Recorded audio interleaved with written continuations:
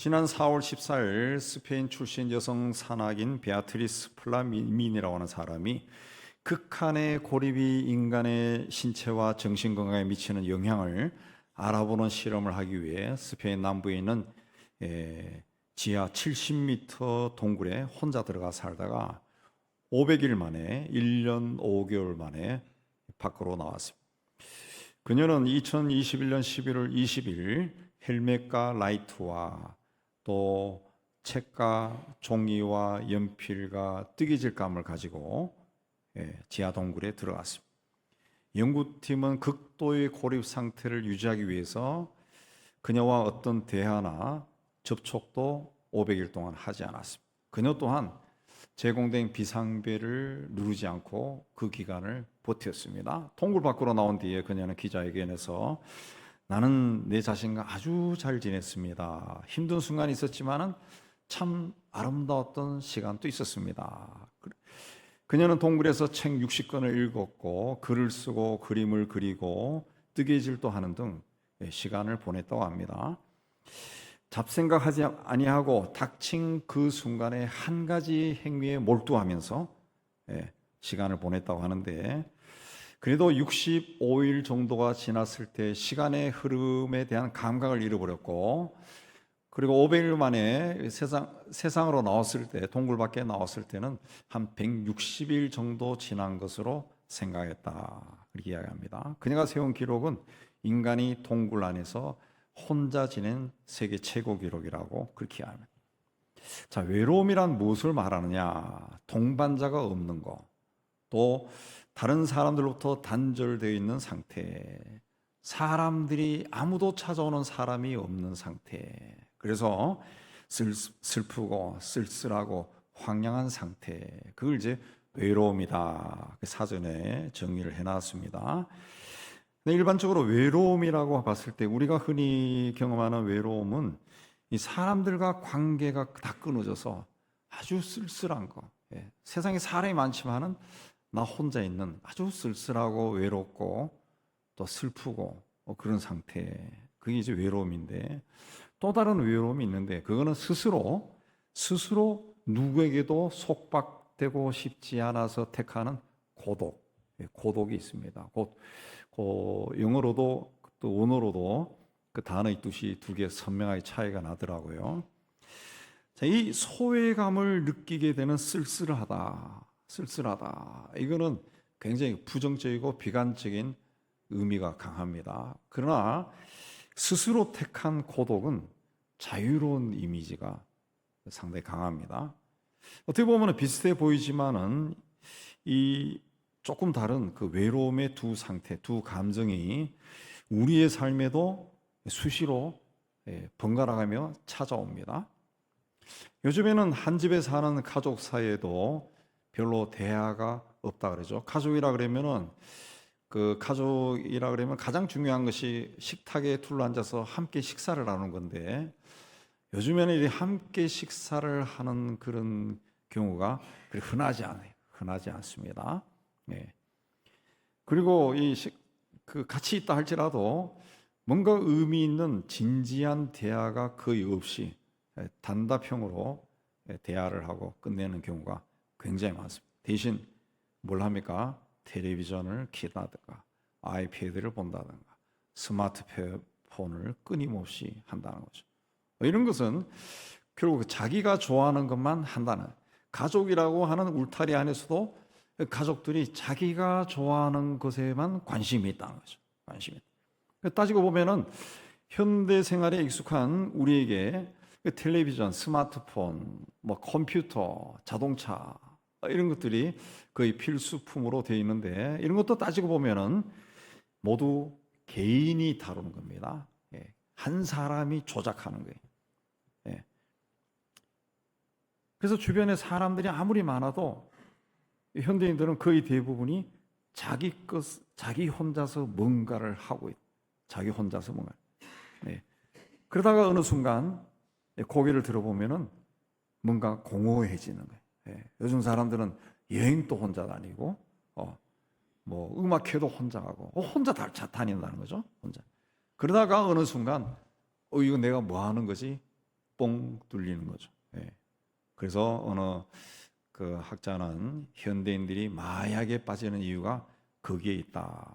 어느 순간에 뭔가를 조작하면서 거기서 즐거움을 찾고 시간을 찾고 보낼 때는 괜찮은데, 그렇게 하더라도 어느 순간에 외로움이 확 몰려온다는 거죠. 그래서 그걸 못 견딘다는 거예요. 그 어느 순간에 오는 그거 못 견뎌서 마약을 한다는 거죠. 그러나 따지고 보면은 인간이란 존재 자체가 외로운 존재입니다. 근본적으로 외로워요. 그래서 정호승 시는 뭐 아시는 분 아시겠지만 수소나에게라는 시에서 외로우니까 사람이다. 살아간다는 것은 외로움을 견디는 일이다. 그러니까 공연이 오지 않는 전화를 기다리지 말라. 가끔 하나님 또 외로워서 눈물을 흘리신다. 새들이 나뭇가지에 앉아 있는 것은 외로움 때문이고 내가 물가에 앉아 있는 것도 외로움 때문이다. 산 그림자도 외로워서 하루에 한 번은 마을로 내려온다. 종소리도 외로워서 울려 퍼진다. 그렇게 읊었습니다. 인생길은 결국 따지고 보면은 나 혼자 외롭게 가는 길이에요. 하나님께서 인간을 지으신 후에 사람이 혼자 사는 것이 좋지 않다 하시고 돕는 배필을 지으셨습니다. 자, 이 돕는 배필을 하나님이 지어주시기 전까지 아담은 혼자였습니다. 인간은 태생적으로 혼자라는 거죠. 혼자. 하와가 그의 돕는 배필이 되면서 혼자가 아니게 되지만 인간은 여전히 혼자고 인생은 여전히 혼자 가는 길입니다. 결혼해서 남편과 아내가 있고 자식이 태어나서 부모와 자식이 있고 한 가족으로 한 집에서 시끌벅적하게 살지만은 따지고 보면은 다 자기의 삶을 삽니다. 자기 삶을 살아요. 내가 애를 대신해서 유치원 다닐 수가 없어요. 걔는 걔의 삶을 사는 거예요. 하와가 사탄의 유혹을 받을 때도 혼자 받았습니다. 오늘날에도 악한 영이 우리를 미혹할 때도 나에게 다가오죠. 나에게 다가옵니다. 하나님이 범죄한 아담과 하와에게 벌을 내릴 때도 각각 벌을 내렸어요. 아담에게는 평생 수고해야 땅의 소산을 먹을 것이고 하와는 임신하는 고통이 있고 자식을 출산할 때 수고할 것이다. 그랬어요. 어느 일간지에 어느 유품 정리사의 기록, 그런 글이 정기적으로 실리는데 읽어보신 분 있을 겁니다. 유품 정리사라고 하는 직업은 뭐냐 하면은 우리나라에 몇백 명이 있다고 하는데 주로 홀로 살다가 죽은 분의 유품을 정리하는 사람입니다. 이분의 글을 읽어보면은 혼자 살다가 죽는 분이 굉장히 많다는 거예요. 그리고 사연이 다 다르더라. 보건복지부가 2017년부터 21년까지 5년 동안 고독사 실태를 조사해 보니까 15,066명이 고독사했다. 1년에 평균 한 3,000명 이상이 고독사했다고 하는데 매년 증가하고 있고 여성보다 남성이 훨씬 많고 남성 중에 50대, 60대가 아주 많다고 합니다. 아주 많다. 또 일반 사람을 대상으로 당신이 앞으로 고독사 할 것이냐 그걸 조사를 해보니까 36%인가 그게 아마 나는 혼자 죽을 것 같아 그렇게 대답했다고 하는 거죠. 전 세계적으로 고독사가 증가하고 있는데 그 이유는 1인 가구가 증가하고 있기 때문에 그렇다. 1인 가구와 아파트. 인간은 자기의 비밀을 간직한 채 혼자 삽니다. 아무도 내 인생을 대신 살아주지 못합니다. 결정적인 순간에는 언제나 나 혼자예요. 병이 걸려도 내가 병이 걸려서 내가 아파하죠. 내가 아파합니다. 내가 나의 병을 이겨내야 돼요. 죽음도 내가 맞이합니다. 아무도 나를 대신해서 죽음을 맞이할 수가 없어요. 인생의 중요한 선택이나 결정도 내가 해야 됩니다. 내 아버지가 내 어머니가 대신하는 것도 아니에요. 아들이나 딸이 하는 것도 아니에요. 내가 해야 됩니다. 내가. 모세가 하나님의 부르심을 듣고 순종했지만은 그의 길은 굉장히 험했습니다. 이스라엘 백성들을 데리고 출애굽했지만 이 백성들이 먹을 것이 없으면은 또 먹을 것이 없다고 마실 것이 없으면은 또 마실 것이 없다가 툭 하면 모세에게 시비를 걸고 힘들게 했어요. 모세 주변에 아론과 미리암과 여호수아 등 동지들이 있었지만은 결국은 모세 혼자서 책임을 지고 감당해야만 했습니다. 그래서 모세가 하나님께 나아가 어찌하여 주께서 종을 괴롭게 하십니까?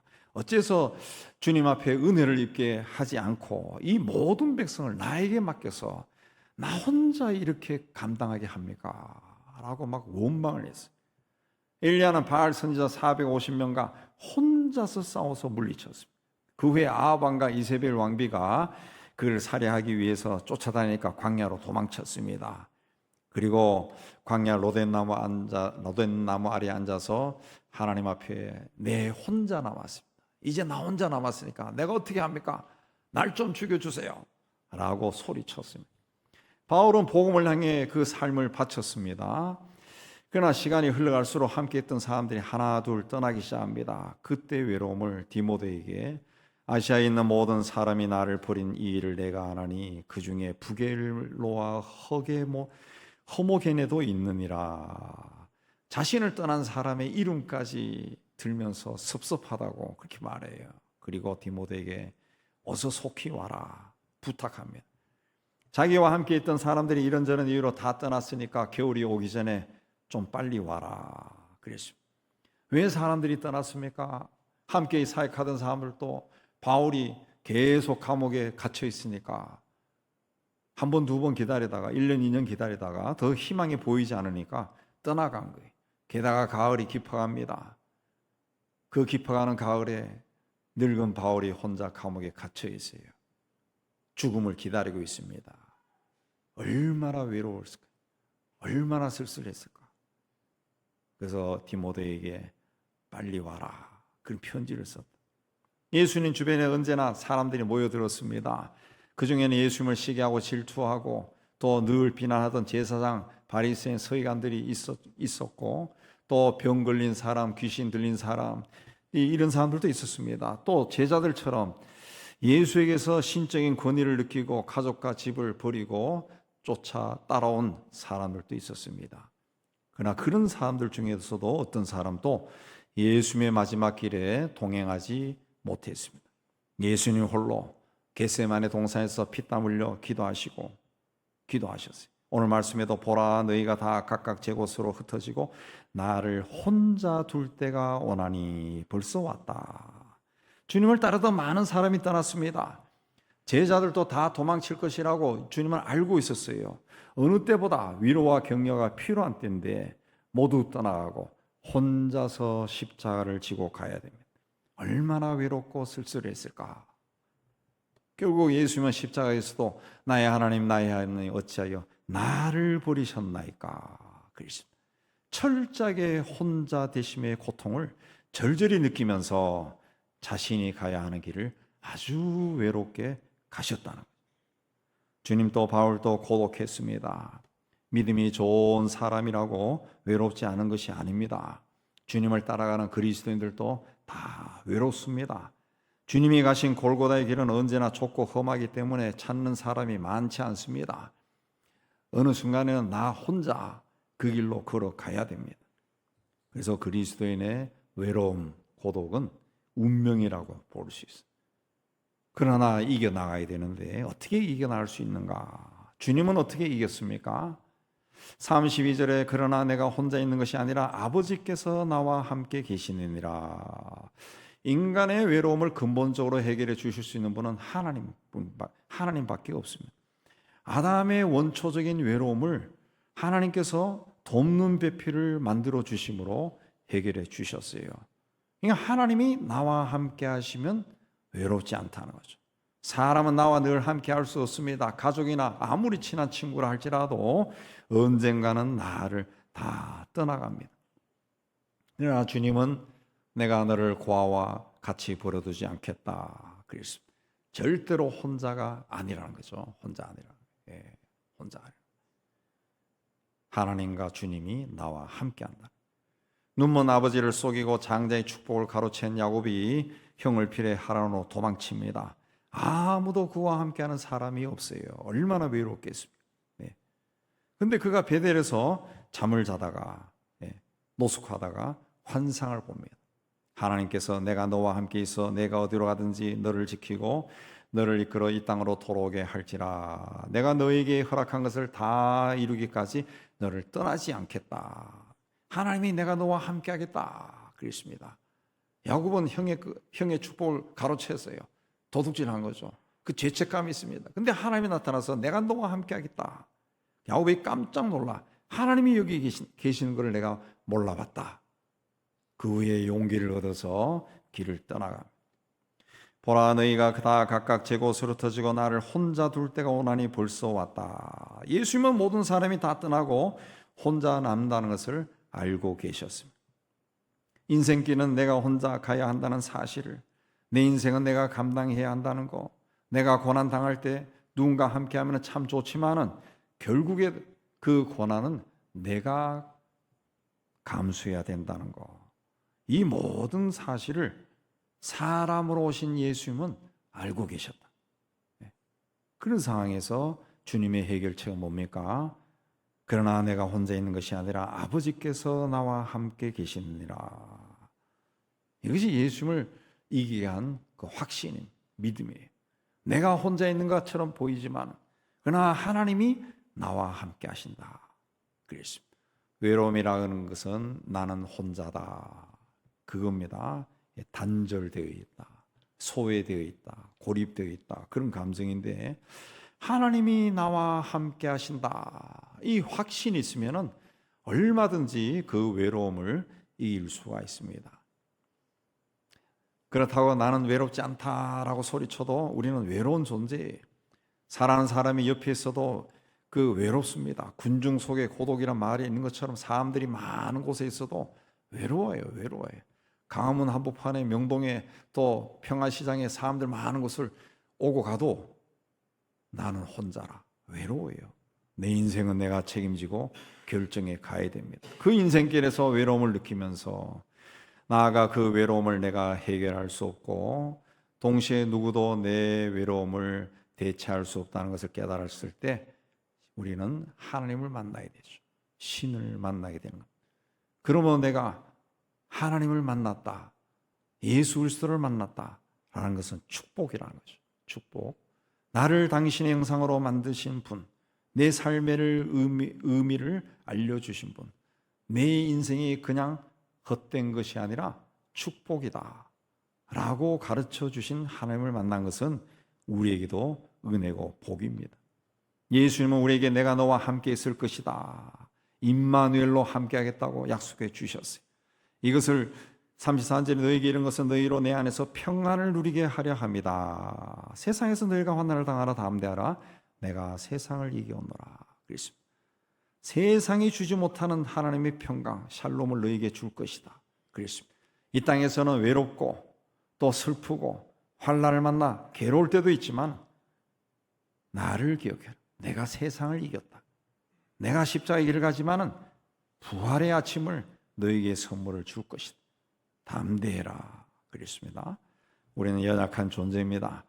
세상에 살고 있는 그 어떤 사람도 자기 삶을 스스로 보장하지 못합니다. 100세 시대가 되었다 하지만 모든 사람들이 다 100살까지 건강하게 살지 못해요. 네. 또 100살까지 넉넉하게 살지도 못해요. 자기 삶을 자기가 알 수 없다는 거죠. 그러나 우리가 믿는 예수 그리스도는 세상을 이기시고 죽음의 권세를 이기시고 사탄의 세력을 깨뜨리시고 우리에게 새 생명을 주신 분입니다. 부활의 약속을 몸소 보여주시고 세상 끝날까지 우리와 함께 하겠다고 약속해 주셨어요. 그러므로 이분이 나와 함께 하시면 외롭지 않다는 거죠. 외롭지 않다. 홀로 있어도 외롭지 않고 누군가 함께 있어도 외롭지 않은 임마누엘 신앙이 외로움을 극복하는 비결입니다. 이제 다시 주님을 바라보고 세상 끝날까지 우리와 함께 하신다는 그 주님의 약속의 말씀을 기억하고 그 주님이 내 눈에는 보이지 않아도 주님은 나를 보고 있다는 그 믿음으로 모든 것을 견디고 이기며 승리한 여러분 되시기를 주의 이름으로 축복합니다. 그 다음에 여기 혼자 있을 때, 혼자 있는 시간을 우리가 창조적으로 사용해야 됩니다. 바울은 감옥에 갇혀 있을 때 굉장히 외로웠는데 그 시간을 굉장히 창조적으로 사용했어요. 우리 말씀을 읽어보면은 바울은 평소에 복음을 전하기 위해 이곳저곳 이 대륙 저 대륙으로 뭐 배를 타고 다니고 말을 타고 다니며 시간에 쫓겨 살았어요. 그러다가 말년에 감옥에 갇혔습니다. 감옥에 갇혀 비로소 시간이라고 하는 것을 가지게 된 거예요. 아무것도 할 수 없지만, 다닐 수는 없지만 여유를 갖게 된 거죠. 여유를. 그래서 그는 감옥 안에서 시간을 그냥 보내지 아니하고 성령의 감동으로 자신이 돌보던 교회와 성도들에게 편지를 쓰기 시작합니다. 로마 교회에, 고린도와 갈라디아 교회, 에베소와 빌립보, 골로새 교회에, 그리고 빌레몬, 또 디모데, 디도에게 편지를 썼습니다. 편지를 이 편지를 요즘은 편지를 쓰지 않고 다 뭐 문자 메시지가 하지만은 편지를 쓸 때는 아무래도 생각을 많이 하죠. 깊이 생각하고 또 문장이 틀리면 고치고 그래서 자신의 생각이 편지에 다 들어가는 거죠. 그동안 시간이 없어서 교인들에게 좀 하지 못했던 말들, 또 더 하고 싶은 말들을 편지로 쓴 거예요. 감옥에서. 인생의 위기를 기회로 사용합니다. 그가 썼던 편지가 신약 성경에 그대로 남아있어요. 2000년 동안 수많은 사람들에게 감동을 주고 있습니다. 예수님이 가시는 곳에 항상 사람들이 몰려왔습니다. 그래서 예수님 혼자만의 시간을 가지기가 어려웠습니다. 그래도 예수님은 찾아온 사람들을 내치지 않고 병을 고쳐주고 귀신을 쫓아내고 말씀을 가르쳤어요. 그런 후에 한적한 곳에 가셨어요. 또는 제자들과 함께 바다로 물러가신 적도 있어요. 바다로 물러갔다는 것은 그냥 배를 띄우고 바다로 들어가 버렸다는 거죠.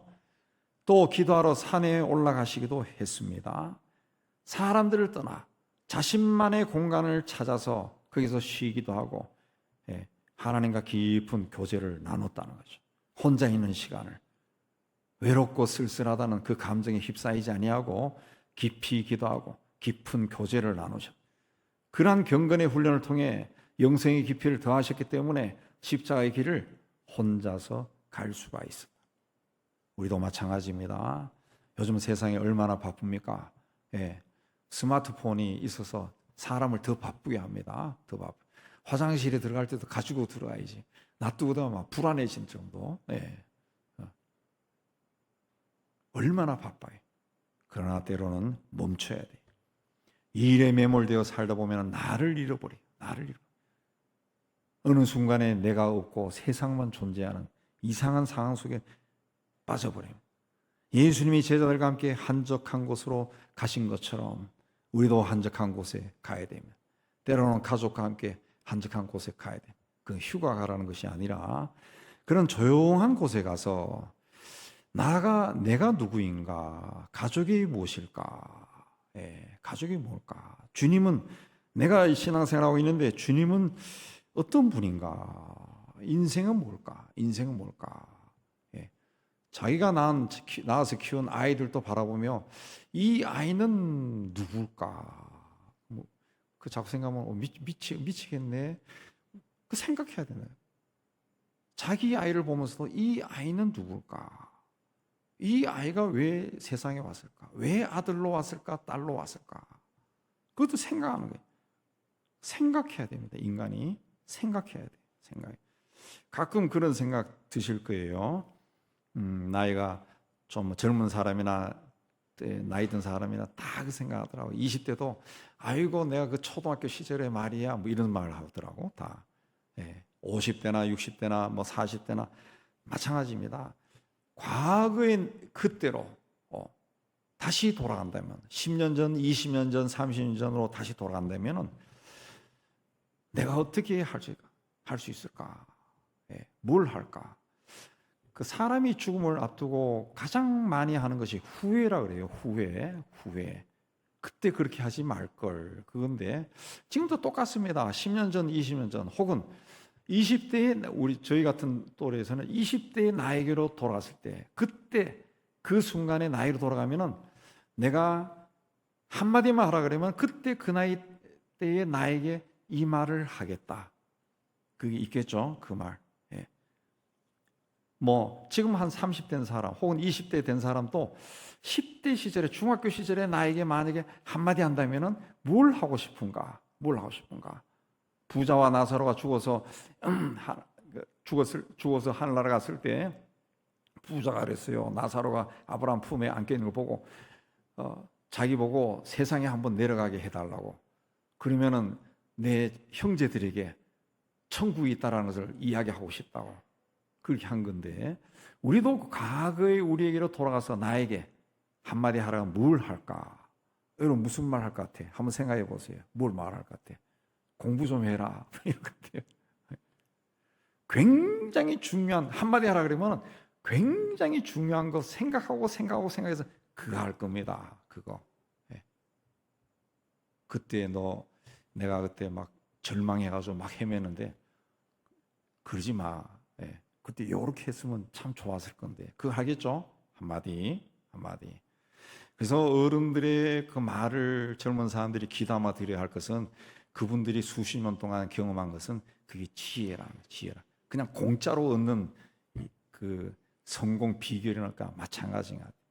굉장히 중요한 말 한마디만 하라 그러면 그거 할 거예요. 25살의 나에게, 35살의 나에게 한마디 하라 그러면 굉장히 중요한 말 할 거예요. 그 말을 지금 여러분에게 하시라. 똑같습니다. 똑같아요. 똑같은 효과가 있어요. 똑같아요. 예수님은 제자들에게 얘들아 좀 쉬자. 한적한 곳에 가자. 바다에 가자. 산으로 가자. 그렇게 말씀하셨어요. 왜 그렇게 말씀하셨을까? 기독교 전통에 이렇게 물러가는 거, 이걸 리트릿이라고 하죠. 리트릿. 계속 있어요. 우리 개신교도 가끔 기도원 가고 하는 것이 일종의 리트릿인데, 이게 다른 종교에서 가톨릭이나 성공회나 뭐 정교회 같은 경우에는 수도원에 들어가서 피정이라고 하는 것을 하죠. 그게 리트릿입니다. 리트릿. 그게 돌아가서 나를 바라보는 거예요. 나를 바라보고 생각하는 거예요. 인생이 뭔가 생각하는 거예요. 인생이. 주님은 홀로 있는 시간에 하나님과 깊은 교제의 시간을 가졌습니다. 우리도 이 홀로 있는 시간이 굉장히 중요한데, 때로는 이 고독이라는 골방에 들어가서 문을 잠가야 됩니다. 그럴 때 하나님 앞에 벌거벗은 모습으로 설 수가 있어요. 하나님 앞에 정직하게 설 수가 있어요. 자기를 바라볼 수가 있어요. 그러므로 우리는, 그리고 그리스도인들은 외로움을 부정적으로 비관적으로만 볼 필요가 없다는 거죠. 오히려 하나님 앞에 정직하게 나설 수 있는 아주 귀한 골방에 들어가는 것과 똑같은 시간이라고 생각합니다. 주님은 일부러 그 시간을 만드셨어요. 제자들에게도 그 시간을 만들라고 가르쳐 주셨어요. 그 골방에서 하나님 앞에 내가 나누는 대화는 속 깊은 대화, 나를 다 드러내는 대화, 고백이 사랑의 고백이고 신앙 고백이, 또 주님으로부터 또 사랑의 고백을 듣는 시간이고 용서를 듣는 시간이죠. 듣는 시간. 오늘 말씀에 이어서 요한복음 17장이 되는데, 요한복음 17장은 예수의 기도 중에 전체가 예수님의 기도고 가장 긴 기도입니다. 그 17장을 채운 예수님의 기도가 다 끝난 후에 18장 1절은 예수께서 이 말씀을 하시고 제자들과 함께 기드론 시내 건너편으로 나가시니 그곳에 동산이 있는데 제자들과 함께 들어가시니라. 주님이 들어가신 기드론 시내 건너편 동산이 겟세마네 동산입니다. 거기서 주님은 피땀 흘려 기도하셨고 마침내 골고다에서 십자가에 달립니다. 그러니까 기드론 시내를 건너가신 길이 십자가의 길이라는 거죠. 십자가의 길. 그 길이 고난의 길이고 십자가의 길이고 죽음의 길이라 할지라도 그것이 아버지의 뜻을 따르는 길이었기 때문에 주님은 기드론 시내를 건너서 겟세마네로 들어가셨다. 주님은 겟세마네를 걸쳐 골고다에서 십자가에 못 박힌 후에 마지막에 다 이루었다 그랬습니다. 아버지의 뜻을 다 이룰 때까지 좁은 길을 가셨어요. 외로울 수밖에 없는 그 길을 가신 거라죠. 그러나 그 길을 다 이룰 정도로 성실하게 최선을 다해 가셨기 때문에 외로움을 느낄 겨를이 없었던 거죠. 예. 그래서 이것을 너에게 이룬 것은 너희로 내 안에서 평안을 누리게 하려 합니다. 그랬습니다. 주님이 그 길을 가셨다. 여러분 외롭습니까? 돌아보니까 주변에 아무도 없습니까? 가닥 모를 공허감과 슬픔이 때때로 음습합니까? 눈을 들어 십자가에 달린 예수를 바라보시기 바랍니다. 거기에 이 세상에서 가장 고독하고 가장 외로웠던 분이 달려 있습니다. 동시에 가장 행복한 분이 계십니다. 그러므로 여러분의 외로움을 주님의 십자가 앞에 가지고 나가 다 내려놓으시기 바랍니다. 주께서 나와 함께 하신다는 것을 확신하시고 그분이 나를 사랑하신다는 것을 체험해 보시기 바랍니다. 그러면은 여러분의 외로움이, 여러분의 슬픔이, 괴로움이 기쁨으로, 감사로 바뀔 겁니다. 세상에 나는 혼자인 것 같지만 절대로 내가 혼자 이 길을 걸어가는 것이 아니라 절대로 나를 버리지도 떠나지도 않는다는 주님이 나와 함께 하십니다. 그분은 내 눈에 보이지 않지만 주님은 나를 보고 계십니다. 그분이 세상 끝날까지 내가 너와 함께 하겠다 약속해 주셨습니다. 이 주님과 함께 동행하여 승리하는 여러분이 되시기를 주의 이름으로 축복합니다. 하나님 아버지, 우리 참 연약하고 우리 인생길도 따지고 보면은 늘 홀로 가는 길이라는 것을 저희가 알고 있습니다. 때로는 가족들과 친구들과 이웃들과 교우들과 함께 떠들고 시끌벅적하게 시간 보내지만 어느 순간에 혼자 있다는 것을 알고 쓸쓸할 때가 있습니다. 그러나 주님이 나와 늘 함께 하시고 내 인생길을 인도하신다는 것을 다시 한번 믿음으로 확신하고 그 주님의 손을 붙잡고 우리 인생길을 끝까지 걸어가는 믿음을 다하여 주옵소서. 예수님 이름으로 기도하옵나이다. 아멘.